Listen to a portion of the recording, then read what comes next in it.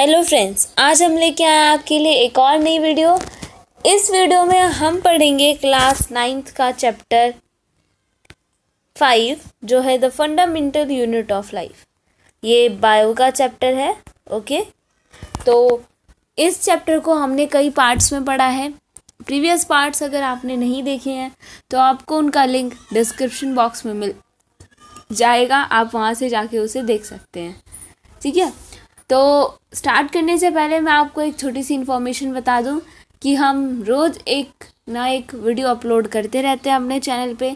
तो आप हमारे चैनल को सब्सक्राइब कर लीजिए और बेल आइकन को ऑन कर लीजिए ताकि हम जब भी अपनी नई वीडियो अपलोड करें आपके पास तक नोटिफिकेशन पहुंच जाए। तो चलिए स्टार्ट करते हैं, लेकिन स्टार्ट करने से पहले आप इस वीडियो को जल्दी से लाइक कर दीजिए। चैनल को सब्सक्राइब नहीं किया है तो सब्सक्राइब कर लीजिए और बेल आइकन प्रेस कर लीजिए। ठीक है, और अपने फ्रेंड्स के साथ इस वीडियो को ज़रूर शेयर कीजिएगा। तो बाकी के पार्ट्स में हमने क्या क्या पढ़ा, मैं आपको एक छोटी सी समरी बता देती हूँ। हमने सबसे पहले पढ़ा था सेल क्या होती है, सेल को स्ट्रक्चरल और फंक्शनल यूनिट क्यों कहा जाता है, सेल को डिस्कवर किसने किया, सेल कितने टाइप की होती है। फिर हम पढ़ रहे हैं सेल में कितने ऑर्गेनेल्स प्रेजेंट होते हैं। ठीक है, प्लाज्मा मेम्ब्रेन हम पढ़ चुके हैं, न्यूक्लियस पढ़ चुके हैं, साइटोप्लाज्म पढ़ चुके हैं, और सेल में कितने ऑर्गेनेल्स होते हैं उनके बारे में पढ़ रहे हैं हम। तो कुछ ऑर्गेनेल्स के बारे में हम पढ़ चुके हैं, कुछ ऑर्गेनेल्स के बारे में हम आज और पढ़ेंगे और इस चैप्टर को आज की इस वीडियो में ख़त्म कर देंगे। ठीक है, तो चलिए स्टार्ट करते हैं। स्टार्ट करते हैं। ठीक है, स्टार्ट करने से पहले मैं फिर से कह रही हूँ, हमारी वीडियो को जल्दी से लाइक कर दीजिए और जिन्होंने भी चैनल को सब्सक्राइब नहीं किया है सब्सक्राइब कर दीजिए। चलिए स्टार्ट करते हैं। देखिए, नेक्स्ट हमारा सेल ऑर्गेनेल आता है लाइसोसोम्स। ठीक है, लाइसोसोम्स आता है हमारे सेल ऑर्गेनेल में। नेक्स्ट, लाइसोसोम्स कैसे होते हैं? लाइसोसोम्स छोटे होते हैं, स्फेरिकल होते हैं और सैक लाइक स्ट्रक्चर होते हैं जिसमें बहुत सारे डाइजेस्टिव एंजाइम्स प्रेजेंट होते हैं। ठीक है, डाइजेस्टिव मतलब जो पचाने का काम करता है वो, और एंजाइम कहते हैं ऐसे सब्सटेंस जो किसी भी प्रोसेस की स्पीड को बढ़ा देते हैं, वो एंजाइम्स होते हैं। तो लाइसोसोम्स में बहुत सारे एंजाइम्स होते हैं। और लाइसोसोम्स आपको कहाँ पे मिलेगा? लाइसोसोम्स मिलेगा आपको यूकैरियोटिक सेल के मोस्टली एनिमल्स में। ठीक है, लाइसोसोम्स आपको मोस्टली एनिमल्स में मिलेगा, प्लांट्स में नहीं मिलेगा। ठीक है, लाइसोसोम का फंक्शन क्या है? लाइसोसोम का बहुत इंपॉर्टेंट फंक्शन है। क्या फंक्शन है? देखिए, लाइसोसोम पहले तो सेल को बैक्टीरिया और वायरस से बचाता है। ये सेल को एकदम क्लीन करके रखता है, बिल्कुल साफ करके रखता है।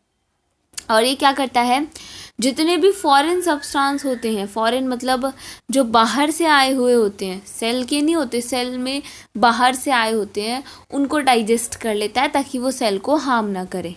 ठीक है, बैक्टीरिया और वायरस से प्रोटेक्शन रखता है और सेल को क्लीन रखता है। और एक काम है जो बहुत इम्पॉर्टेंट है, क्या होता है कि जब सेल डैमेज हो जाती है, ठीक है, जब भी सेल डैमेज हो जाती है तो लाइसोसोम्स क्या करते हैं, फट जाते हैं और जो एंजाइम्स होते हैं वो खुद की सेल को क्या कर लेते हैं, डाइजेस्ट कर लेते हैं।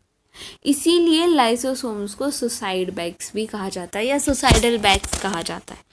नहीं समझ में आया? मैं एक बार फिर से बताती हूँ। देखिए, जब सेल्यूलर मेटाबॉलिज्म में, मतलब कोई भी सेल्यूलर एक्टिविटी में कहीं डिस्टर्बेंस आ जाता है, जैसे कि मान लीजिए कभी सेल फट जाती है, फिर खराब हो जाती है, सेल खराब हो जाती है, तो लाइसोसोम्स क्या करते हैं, सेल खराब हो गई तो लाइसोसोम्स क्या करेंगे, फटेंगे, लाइसोसोम्स फट जाएंगे। ठीक है, सुसाइड कर लेंगे, एक तरीके से लाइसोसोम्स सुसाइड कर लेते हैं।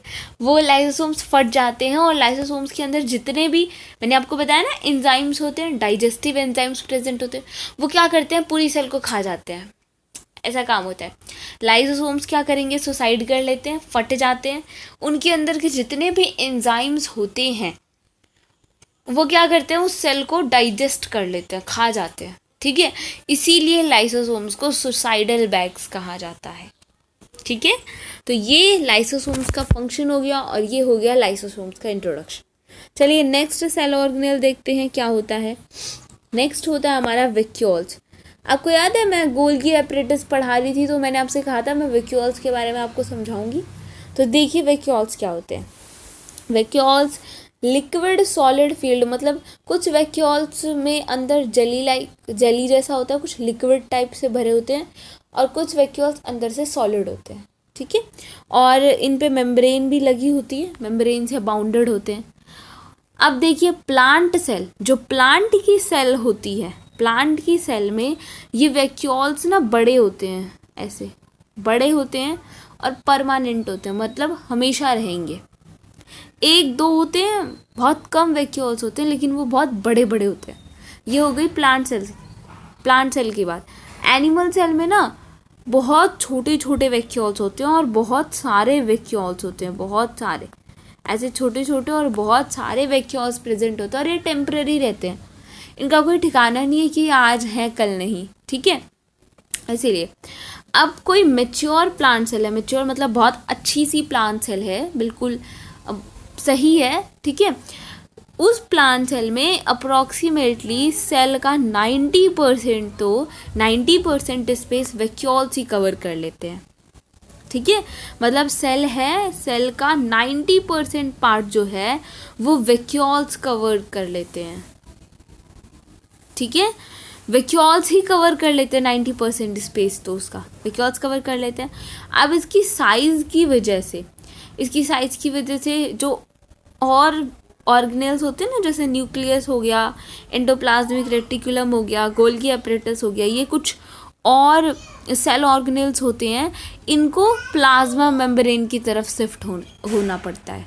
मतलब जैसे देखिए ये आपका मान लीजिए कोई प्लांट सेल है, ठीक है, बहुत अजीब बना है, तो ये प्लांट सेल में वैक्यूल जो होगा बहुत बड़ा होगा, अप्रॉक्सीमेटली मान लीजिए इतना, तो वॉल्यूम जो है वो वैक्यूल ने कवर कर लिया।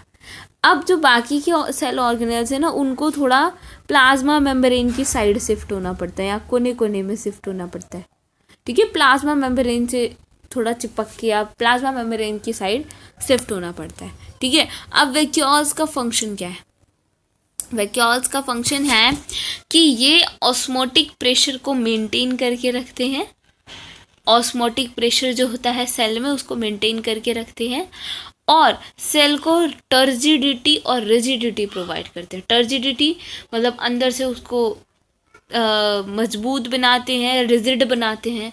ठीक है, यानी कि एक तरह से सेल को सपोर्ट करते हैं, सेल को स्ट्रॉन्ग बनाते हैं, ये काम होता है वैक्यूल्स का। नेक्स्ट देखते हैं क्या है, नेक्स्ट है पेरोक्सियोम्स। पेरोक्सियोम्स क्या होते हैं? देखिए पेरोक्सियोम्स जो होते हैं वो छोटे छोटे स्फेरिकल ऑर्गेनेल्स होते हैं, ये भी शेप में ऐसे ही होते हैं, स्फेरिकल, ठीक है, गोल। इन पे सिर्फ एक ही मेम्ब्रेन होती है, बस एक ही मेम्ब्रेन से बाउंड होते हैं, इनके पास ज़्यादा प्रोटेक्शन नहीं है, ये सिर्फ एक ही मेम्ब्रेन से बाउंड है। ये आपको कहाँ मिलेंगे? किडनी में मिलेंगे और लीवर की सेल्स में मिलेंगे। पेरोक्सियोम्स वहीं पे मिलेंगे, किडनी में और लीवर की सेल्स में। इनका फंक्शन क्या होता है? ये they are specialized to carry out some oxidative reactions such as detoxification और removal of toxic substance from the cell. देखिए इनका फंक्शन है कि ये क्या करते हैं, सेल से जितना भी टॉक्सिक सब्सटेंस यानी कि जितना भी वेस्ट प्रोडक्ट है, जितना भी काम का नहीं है, सेल का वेस्ट हो गया, वो उसका कोई काम नहीं है, उसको सेल से बाहर निकाल देते हैं। ये पेरोक्सियोम्स का काम होता है। ठीक है, अब यहाँ तक हमारे मोस्टली सेल ऑर्गेनेल्स यही होते हैं जिनके बारे में हमने बहुत अच्छे से पढ़ लिया है। ठीक है, अप्रॉक्सीमेटली हमने 9 सेल ऑर्गेनेल्स के बारे में पढ़ा है। ठीक है, देखिए अब हम एक टेबल देखते हैं जिसमें डिस्ट्रीब्यूशन देखेंगे कि कौन सी चीज़ प्लांट सेल में होती है, कौन सी चीज़ एनिमल सेल में प्रेजेंट होती है। देखिए यह है स्ट्रक्चर, दिख रहा है आपको? क्या है? सेल मेम्ब्रेन, या फिर आप सेल मेम्ब्रेन को प्लाज्मा मेम्ब्रेन भी कहते हैं। ये बात मैंने आपको पहले भी बताई थी। सेल मेम्ब्रेन, प्लाज्मा मेम्ब्रेन एक ही बात है। तो सेल मेम्ब्रेन या फिर प्लाज्मा मेम्ब्रेन प्लांट सेल में भी प्रेजेंट होती है, एनिमल सेल में भी प्रेजेंट होती है। यहाँ तक क्लियर। नेक्स्ट बात आती है आपकी सेल वॉल की। देखिए सेल वॉल कहाँ होती है, प्लाज्मा मेम्ब्रेन के ऊपर। सेल वॉल बनी किसकी होती है, सेल्यूलोज की। तो ये जो सेल वॉल होती है ये सिर्फ प्लांट सेल में पाई जाएगी। जो प्लांट सेल होगी इसके ऊपर ये प्लाज्मा मेम्ब्रेन, तो इसके ऊपर ही आपकी हो जाएगी सेल वॉल, ठीक है। और एनिमल सेल में सेल वॉल प्रेजेंट ही नहीं होती, ठीक है। यहाँ पे नो हो गया। माइटोकॉन्ड्रिया, देखिए माइटोकॉन्ड्रिया प्लांट सेल में भी होता है और एनिमल सेल में भी होता है। क्लोरोप्लास्ट, अगर क्लोरोप्लास्ट की बात आती है तो हम यहाँ पे ले सकते हैं पूरे प्लास्टिड की कैटेगरी, ठीक है। प्लास्टिड में ही पार्ट होता है क्लोरोप्लास्ट। तो प्लास्टिड की पूरी कैटेगरी जो है, इसकी पूरी फैमिली जो है वो प्लांट सेल में होती है, लेकिन एनिमल सेल में नहीं होती। एनिमल सेल में काम ही नहीं होता इसका कुछ। न्यूक्लियस देखिए प्लांट सेल में भी होता है, एनिमल सेल में भी होता है। वैक्यूल्स देखिए प्लांट सेल में होते हैं और यहाँ लिखा है एनिमल सेल में नहीं होते। देखिए आपको ना बहुत जगह मिलेगा कि वैक्यूल्स प्लांट सेल में होते हैं, एनिमल सेल में नहीं होते, लेकिन अभी हमने ऊपर पढ़ा था कि एनिमल सेल में भी वैक्यूल्स होते हैं। अब पता है कुछ जगह ऐसा क्यों लिखा होता है कि एनिमल सेल में वैक्यूल्स प्रेजेंट नहीं होते, क्योंकि मैंने आपको बताया कि जो वैक्यूल्स होते हैं वो एनिमल सेल में कैसे होते हैं, बहुत छोटे होते हैं और टेम्पररी होते हैं, मतलब आज हैं कल नहीं, ठीक है। परमानेंट नहीं होते, टेम्पररी होते हैं। तो इसी वजह से कहीं कहीं पे ऐसा माना जाता है कि एनिमल सेल में वैक्यूल्स होते ही नहीं है, ठीक है। तो आप इसके लिए ऐसा लिख सकते हैं कि दोनों केस लिख सकते हैं। आपको अगर लिखना हो तो आप ऐसे लिख सकते हैं कि एनिमल सेल में वैक्यूल्स प्रेजेंट नहीं होते, और अगर होते भी हैं तो बहुत छोटे होते हैं और टेम्पररी होते हैं, ठीक है। दोनों बातें आप लिख सकते हैं। अब लाइजोसोम्स की बात करते हैं तो लाइजोसोम्स प्लांट सेल में नहीं होते, सिर्फ एनिमल सेल में पाए जाते हैं। तो ये था कुछ डिस्ट्रीब्यूशन कि कौन सी चीज़ किस में होती है किस में नहीं होती, जो मैंने आपको बता दी। और एक बात है और किसकी, सेंट्रोसोम्स की, ठीक है। सेंट्रोसोम्स प्लांट सेल में नहीं होते हैं, एनिमल सेल में होते हैं, ठीक है। चलिए अब आगे बढ़ते हैं। अब हम देखते हैं, अब हमारा नेक्स्ट टॉपिक है animal cell versus plant cell, यानी कि एनिमल सेल और प्लांट सेल में क्या डिफरेंस है। Animal cell versus plant cell, दोनों का डिफरेंस याद करेंगे आप, ठीक है। देखिए सबसे पहले तो एनिमल सेल ना साइज़ में थोड़ी छोटी होती है as comparison to plant cell. Plant cell size में बड़ी होती है, एनिमल सेल साइज़ में छोटी होती है, ठीक है। अब देखिए आप ना इस बात से कंफ्यूज नहीं होना कि ह्यूमन बींग्स के बारे में तो हमने पढ़ा ही नहीं। जो ह्यूमन बींग्स होते हैं वो एनिमल्स की कैटेगरी में ही आते हैं, ठीक है। प्लांट एक कैटेगरी हो गई और दूसरी कैटेगरी जो है वो एनिमल है, एनिमल में ही ह्यूमन बींग्स भी आते हैं, ठीक है। तो इस बात को आप याद रखिएगा।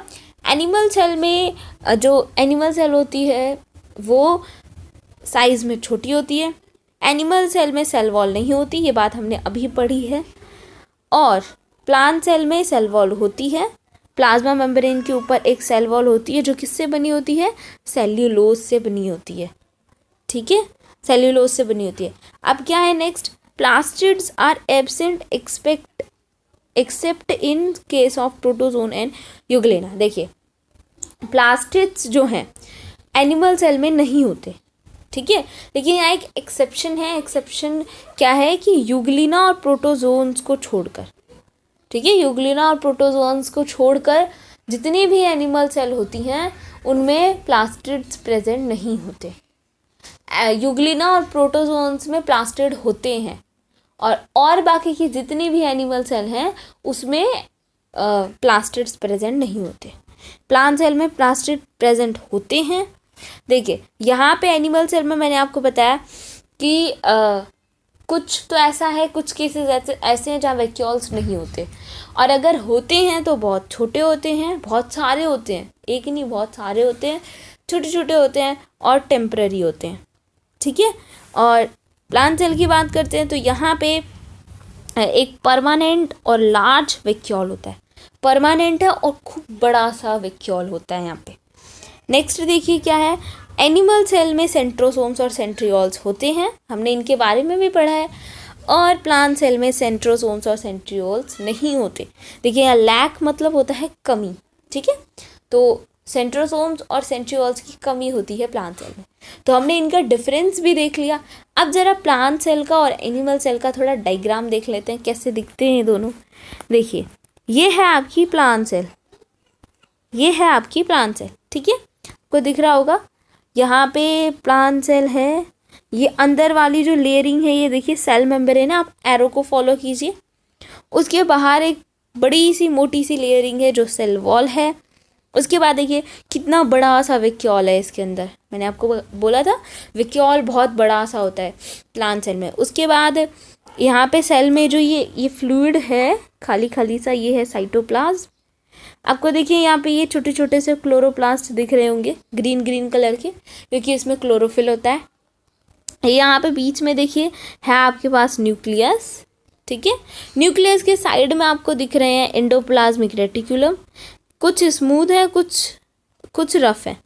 तो स्मूथ कौन से वाले, जिनके पास राइबोसोम्स नहीं है, और रफ कौन से वाले, जिनके पास राइबोसोम्स हैं, ठीक है। ये देखो आपको यहाँ पे दिख रहे हैं ये माइटोकॉन्ड्रियन यानी कि माइटोकॉन्ड्रियाज, और ये छोटे छोटे डॉट डॉट से जैसे दिख रहे हैं ये हैं राइबोसोम्स, ठीक है। और कुछ रह गया नहीं, सब देख रहे हैं। हाँ ये हैं आपके पेरोक्सियोम्स जो हमने अभी पढ़ा था, ठीक है। और कुछ नहीं बचा, ये है न्यूक्लियस का पार्ट, न्यूक्लियोलस है इसका सेंटर, और न्यूक्लियर मेम्ब्रेन इसके बाहर की कवरिंग। इतना हो गया प्लांट सेल। अब देखते हैं एनिमल सेल। एनिमल सेल, ठीक है, एनिमल सेल ऐसी होती है। एनिमल सेल में भी देखिए क्या क्या चीज़ें आपको मिलेंगी यहाँ पे, एक सेकेंड, ओके। देखिए एनिमल सेल में पहले सिर्फ एक ही कवरिंग होती है, जैसे आप सेल मेम्ब्रेन या प्लाज्मा मेम्ब्रेन कहते हैं। उसके बाद देखिए एनिमल सेल में भी न्यूक्लियस है, उसका मेन सेंटर है जिसको न्यूक्लियोलस कहते हैं, उसके ऊपर की कवरिंग है जिसको न्यूक्लियर मेम्ब्रेन कहते हैं। न्यूक्लियस के साइड में ही घेरे हुए है आपका एंडोप्लाज्मिक रेटिकुलम, जिसके पास राइबोसोम नहीं है वो स्मूथ, जिसके पास राइबोसोम है वो रफ, ठीक है। अब देखिए एनिमल सेल में लाइसोसोम्स होते हैं। आपको इतना याद रखना है कि एनिमल सेल में कौन कौन से ऑर्गन हैं और प्लांट सेल में कौन कौन से ऑर्गेनेल्स हैं, ठीक है। ऑर्गेनेल्स, सॉरी ऑर्गन बोल दिया, ऑर्गेनेल्स। अब देखिए लाइसोसोम्स यहाँ हैं एनिमल सेल में, माइटोकॉन्ड्रिया भी है एनिमल सेल के पास। ये देखिए ये वैक्यूल है, ये छोटा सा, इधर एक छोटा सा, ठीक है। और क्या है, ये जो खाली सा फ्लूइड है ये साइटोप्लाज्म है। ये जो आपको दिख रहा है ये गोल्गी एपरेटस है, ठीक है। ये देखिए इसके पास सेंट्रियोल्स भी होते हैं, ये माइक्रोट्यूब्स हैं, माइक्रोट्यूब्स, ठीक है। तो ये सारी चीज़ें एनिमल सेल के अंदर भी प्रेजेंट है। ये जो आपको छोटे छोटे दिख रहे हैं ये हैं आपके राइबोसोम्स, ओके। सो हमने प्लांट सेल का भी डायग्राम देखा, एनिमल सेल का भी डायग्राम देखा, सबका देखा। और इस सेल के अंदर जितने भी ऑर्गेनेल्स होते हैं हमने उनके बारे में भी पढ़ा। इस चैप्टर में हमने इतना सब कुछ किया था, ठीक है। देखिए अभी मैं आपको ये सेल का जो डायग्राम दिखा रही हूँ उसके अंदर जितने भी ऑर्गेनेल्स हैं ऑलमोस्ट हमने सबके बारे में पढ़ा है। तो देखिए आपको ये सेल देखने में ना टिपिकल लग रही होगी, मैं आपको एक आसान सा तरीका बताती हूँ इसे ड्रॉ करने का। तरीका ये है आपका कि आप क्या कीजिए, पहले इसकी शेप को याद रखिए। जैसे एनिमल सेल स्फेरिकल होती है और प्लांट सेल थोड़ी रेक्टेंगुलर टाइप की होती है, बस आप उसका शेप याद रखिए। और शेप याद हो गया, उसके अंदर आपने जो जो भी ऑर्गेनेल्स के बारे में पढ़ा है सबको उसके अंदर बना दीजिए और सबका नाम लेबल कर दीजिए, बन गई आपकी सेल की डायग्राम। बस बहुत सिंपल होता है, ठीक है। बस आप शेप को याद रखिए कैसी शेप है, और उसके अंदर जितने भी सेल ऑर्गेनेल के बारे में आपने पढ़ा है, जो जो भी चीज़ सेल के अंदर होती है सबको ड्रॉ कर दीजिए, नाम लेबल कर दीजिए, कहानी खत्म। तो अब हमारा ये चैप्टर ख़त्म हो गया। And thank you for being with this session. आपको अच्छा लगा हो पढ़ना तो अपने फ्रेंड्स के साथ इस वीडियो को शेयर कीजिए, और वीडियो को ज़रूर से लाइक कीजिए, चैनल को सब्सक्राइब कर दीजिए। और हाँ, जैसे कि मैंने आपको बताया कि हम रोज़ एक वीडियो डालते हैं, चाहे वो किसी भी क्लास की हो, क्लास 10th की भी डालते हैं, 9th की भी, और भी हिंदी ग्रामर से रिलेटेड बहुत अच्छी अच्छी वीडियोस आपको हमारे चैनल पे मिलेंगी। तो चैनल को सब्सक्राइब करके बेल आइकन को ज़रूर ऑन कर लीजिएगा। तो अब हम मिलेंगे एक नए चैप्टर के साथ। तब तक के लिए bye bye and take care.